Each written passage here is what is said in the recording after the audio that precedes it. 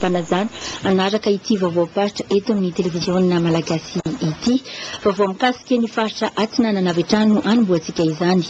Nijoro tamin'ny taona 770 ny fizama na ny fikambanany zanaky Maroantsetra ary itsika ato anatin'ity vaovao ity ny sahanasa vitan'izany fikambanana izany. TVM Maroantsetra.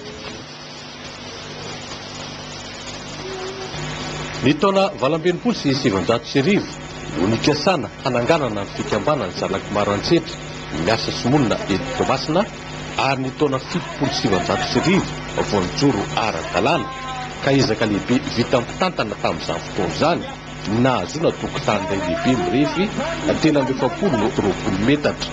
Amin'izao fa 70 taona izao kosa dia tetikasa goavana no atao dia mifananganana ny centre social culturel fizama izay mitentina 770 tapitrisa ariary.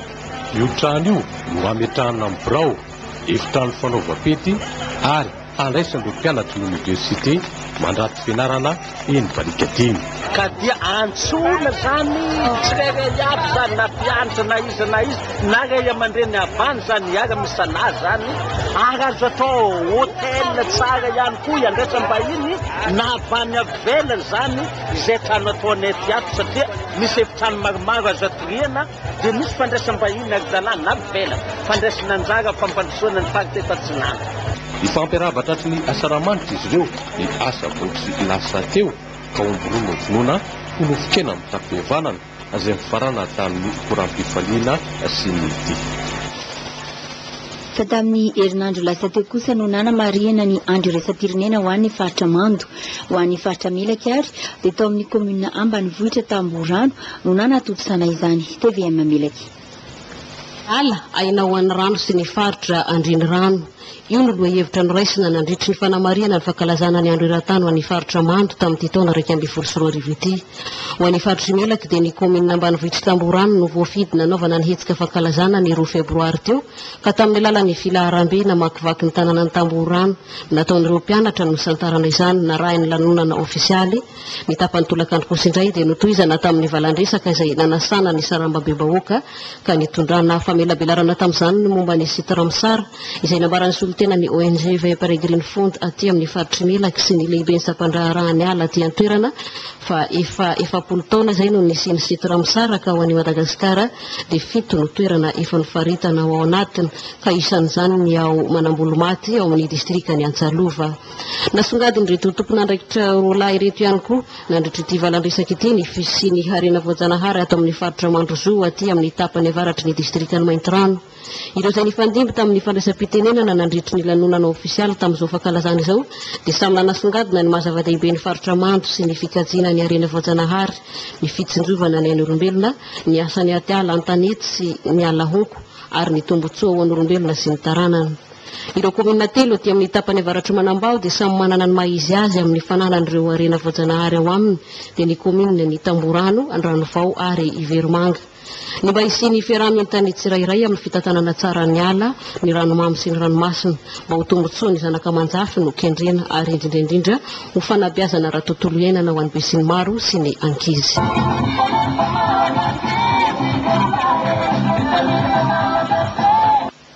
Any Nosy be kosa dia fantatra fa ny fahavalo hatramin'ny 12 ny volana Jona ho avy izao no anatotosana ny festival Donia andiany 12.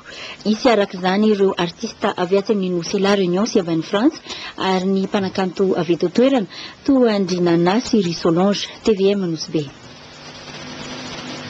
Ny valoka hatramin'ny 12 ny volana Jona ho avy io no tantarana eto Nosy be no Donia andiany 12. Io no fantatra nandritra ny fiainana tamin'ny mpanao gazety sy ny solitena avy amin'ny radio-panjakana sy ny tsy miankina teto an-toerana ary ny président ny COPESTIN Dr Donaldson Hibert sy ny secrétaire général Andriamatoa Paul Adrien. Ho tanteraka ny Donia 18e édition manomboka amin'ny 8 ka hatramin'ny 12 juin. Maro ireo artiste izay andray anjara amin'izay misy ny avy eto Nosy be, misy eo amin'ny nasionaly ary misy ny avy any ivelany. Manome anarana vitsivitsy ohatra zany mba ahafahantsika mankafy sahady ny Donia. Prince Ambondrona, Sila, Jerry Marcos, Big MG, Fandrama. Avy eto an-toerana ohatra i Solange, ry Nana, avy any ivelany misy ireo avy any Mayotte, La Réunion ary avy any Frantsa.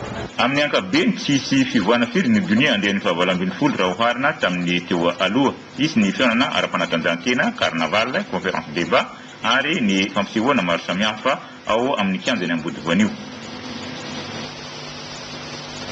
Eo amin'ny pejy fanatanjahantena izay indrindra dia tao Manakara no nanaovana ny fifanitsanana sy fifantenana ireo mpilalao basketball latsaky ny 20 taona. Izy reto moa izany no isolitena ny faritra Vatovavy amin'ny fifanitsanana isa-paritra. TVM Mananjary. Tontosy teto anivon'ny faritra Vatovavy ny lalao ara-panatanjahantena taranja basketball teo amin'ny Isokazy Lasivavy latsaky ny 20 taona. Entina andrafetana ny ekipa faritra isolitena ny faritra Vatovavy. Distrika telo no nandray anjara tamin'izany, dia Mananjary, Vohipeno ary Manakara-Pampiatrano. Isa telo dia telo no nisarahana teo amin'ny Isokazy lehilahy raha ny aona i Mananjary sy i Manakara. Teo amin'ny Isokazy vehivavy kosa nandray anjara mavitrika i Vohipeno sy Manakara ihany koa. Sara ho marina fa i Vatovavy fitovinany sy Atsimo-Atsinanana dia tafiditra ao anatina Sokazy iray na Poule G. Ka ny fahasivy folo sy ny faraopolo volana martsa ho avy izao no anatanterahana ny fifanitsanana farany any anivon'ny renivohitry ny faritra Atsimo-Atsinanana. Tazona zany aminazy ity mba programme fédération tamin'ny heritaona zany izy. Dia isalany jeune afana ny zahatanteraka misy zany any amin'ny district ambany vohitra rehetra any iverena hoe misy mahalo basket sy mahalo basket. Rehefa mahalo basket igny zany dia atao le salany jeune satria ny jeune ny misy ety io ho avy ny firenena. Izay tapiteto ary dia hiatrika ny phase finale izay atao any Antananarivo amin'iny vacances de Pâques ho avy iny. Ity lalao ity tsara ho marina fa dia teo ambany fiahin'ny faritra Vatovavy fitovinany izay ny ansoroany ny ireo avy ao amin'ny ligy Vatovavy fitovinany.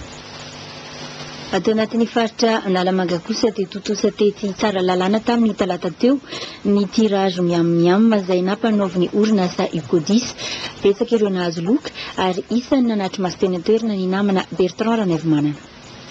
Maraina teo no natao ny fisarihana tamin'ny tirage miam nampanaovy ny orinasa UCODIS mpamongady ny biscuit. Nahazo ny loka voalohany GPS 3 tamin'ny fisarihana miisa 540 Israel sy fitoetsy Ramatoa Andriambololonolo Mirana feno sitraka izay mipetraka etsy Analamahitsy. Nahazo ny loka faharoa kosa dia ny fahitalavitra LCD 32 pouces Zafandrantandry Joseph Maurice izay mipetraka any Toliary, ary ny loka fahatelo dia jeu Nintendo dia Rakotonjanary Jean Raymond izay mipetraka eny ambany ala Itosy. Nahazo iPod ny fahaefatra, MP3, MP4 ny fahadimy, bisikileta ny fahaenina, baolina ny fahafito, kit scolaire ny fahavalo, biscuit iray baoritra kosa ny nahazo ny loka fahasivy, ary casquette sy t-shirt nahazo ny loka fahafolo.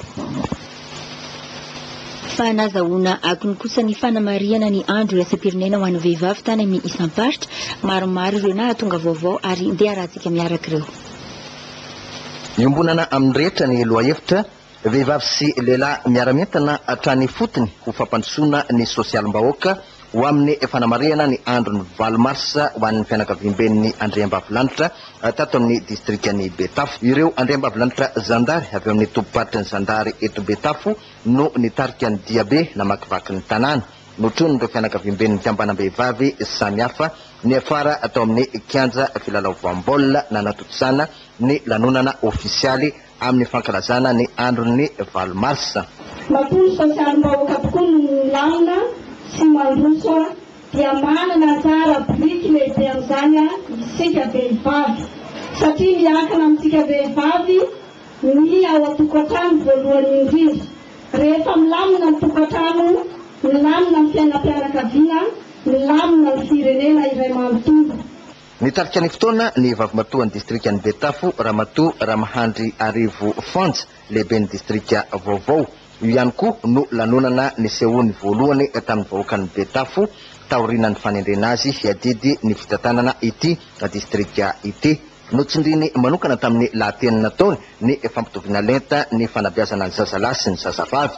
Mbola misy ny mizanatsindriny ila hoy izy ny momban'io ka tokony hovaina manomboka izao. Mba tsy hanao latsa-danja ny zanatsika vavy fa misy fotoana izay moa rehefa mandeha tournée any dia any ambanivohitra hatrany Faratsio moa rehefa irahan'ny fanjakana dia na distrikany tena dia makany Faratsio makany Mandoto dia misy tenenin'ny lehilahy dia mialatsiny amin'ny lehilahy eto hoe ny ankizivavy na tsy mianatra raha tsy maninona fa mahay vadin-dahy tsy mahay vadin-dahy dia ngambany tsy ekentsika kosa zany fomba fisainana sy fitenenana izany. Ankoatra dia nijoro ho modely ihany koa ny andrembavilanitry Betafo amin'ny ady atao amin'ny fiparitahan'ny VIH sida. Nisy ny fitiliana maimaimpona ho an'ny rehetra tamin'ity fotoana ity. Talentam-behivavy maro no niseho masoandro tamin'ity fotoana ity, fanatanjahantena sy ny fifehezana azy, ny zavakanto amin'ny endriny samihafa manan-karena amin'ireo i Betafo.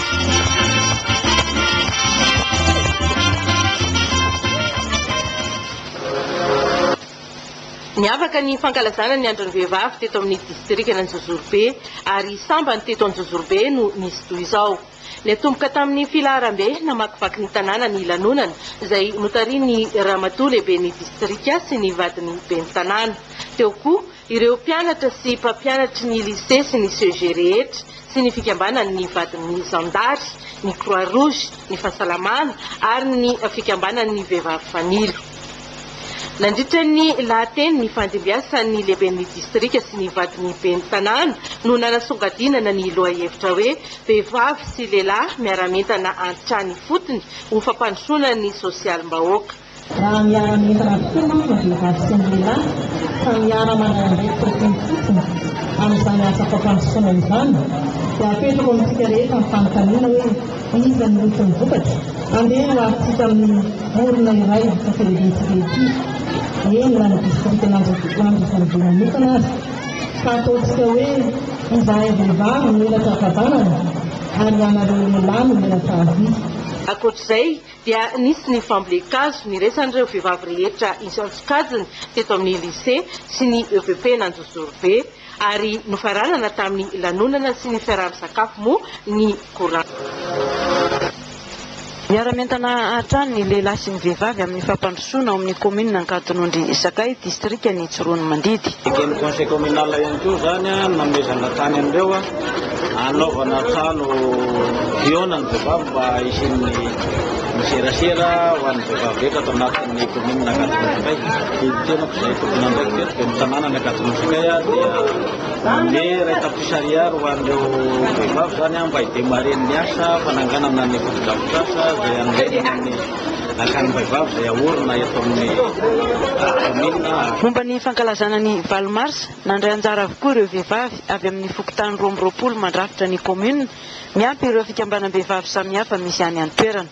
Etsika maro samihafa no nanamariana izany. Tamin'ny fotoana io koa no nanaovam-beloma ireo vehivavy japonaise nitondra ny traikefany tao amin'ity commune ity nandritra ny taona maromaro. Teo ihany koa ny fiaraha-misakafo izay ny commune nanolotra omby iarahana amin'ny faly. Ankoatra ny fandraisana anjara tamin'ny filaharam-be namakivaky ny tanàna teto Manakara nandritry ny lanonam-pankalazana ny valo marsa teniona tamin'ireo filohan'ny vehivavy valo marsa teto Manakara Andriamatoa Botikely Jean-Marie filohan'ny association mitondra soa ka nanolotra lela-vola mitentina 200,000 ariary ho solon-dranom-boankazo. Masikisa maromaro nanareo fa oveny vehivavy rehetra mifamonezana miaraka amin'ireo namanareo nanomana rehetra vetra. Aveo izy nitafatafa tamin'ireo tovovavy mitondra soa sy ny ray aman-dreny Andriamatoa Botikely Jean-Marie teto amin'ny stade municipal ka nampahafantatra ny fandaharam-potoana makasika ny resaka fanatanjahantena izay andraisany reto tovovavy reto anjara eto Manakara. Tapaka teto ary fa amin'ny faharoa ambin'ny folon'ny volana marsa ho avy izao no atomboka ny lalao baolina kitra izay ifanisana reto tovovavy reto. Namarana Andriamatoa Botikely Jean-Marie filohan'ny association mitondra soa teto ary fa atao izao lalao izao mba hitaizana ny tanora na ara-batana na ara-saina mba tsy hirona amin'ny rengarenga na ny fijangajangana. Notolorana baolina kitra moa ireto tanora ireto mba ahafahany manatanteraka izany lalao izany.